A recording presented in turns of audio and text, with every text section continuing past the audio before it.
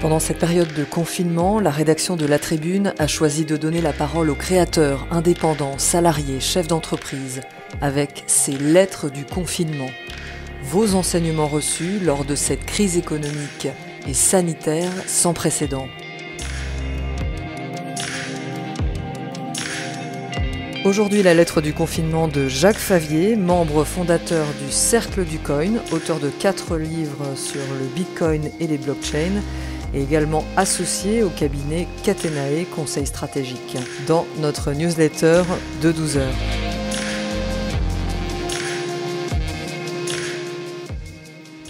Bitcoin sera-t-il au rendez-vous du monde d'après? Né dans un contexte de crise, il a pris son envol dans les bourrasques et il est aujourd'hui dans son élément. Mais le monde d'après, lui, n'a pas commencé et ses contours sont encore flous. Pour certains, il s'agit évidemment de rebricoler celui d'hier. Je pense à tous ceux qui parlent de relancer la machine comme si c'était forcément la même machine. Une partie du monde bancaire est de ce côté-là, y compris pour dire que d'une façon ou d'une autre, après quelques discours de Toulon, il faudra quand même régler les dettes.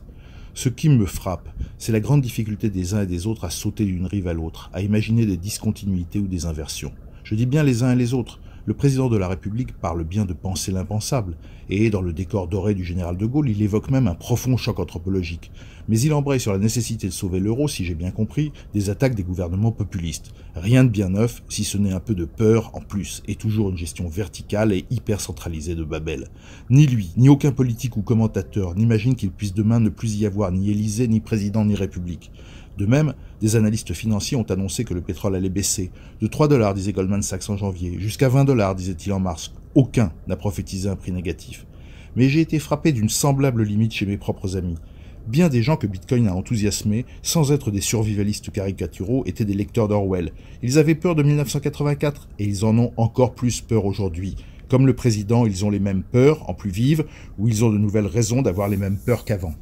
Il est fort possible qu'ils aient raison, qu'après avoir fait pleuvoir l'argent miracle comme l'eau durant un incendie, les autorités n'invoquent l'inondation pour tout pomper, par l'inflation, l'impôt ou la confiscation, avec une surveillance inquisitoriale, qu'on ouvre les coffres, qu'on fouille les téléphones, qu'on réquisitionne l'or ou qu'on décrète les comptes en banque, qu'on impose une monnaie électronique et un traçage téléphonique qui fasse de notre vie un cachot où la lumière ne s'éteindra jamais, ce qui inciterait évidemment à détenir quelques bitcoins. Mais il est possible qu'ils aient tort, que le déconfinement soit anomique, le gouvernement frappé d'incapacité comme Pharaon face aux plaies d'Égypte, ses forces et ses infrastructures rongées par le virus comme semble l'être l'emblématique fleuron de notre flotte, que le territoire entier soit régi par des mafias, que le commerce de proximité se réinvente hors de toute base légale, que le prêt d'argent ne redevienne l'affaire de gros pontes et de caïds, mais aussi que l'électricité ou les composants électroniques deviennent rares, qu'être et avoir changent de sens, que certains actifs deviennent des passifs.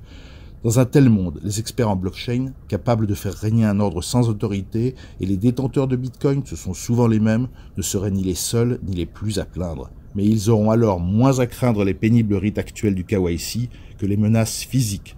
Pour parler de façon à peine chiffrée à ces happy fews, je dirais que l'avenir est peut-être davantage au Vault qu'au Wallet.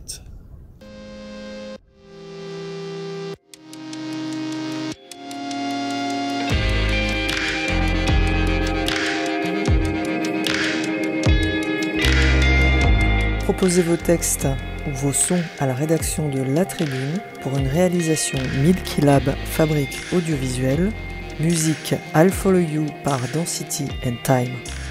À demain.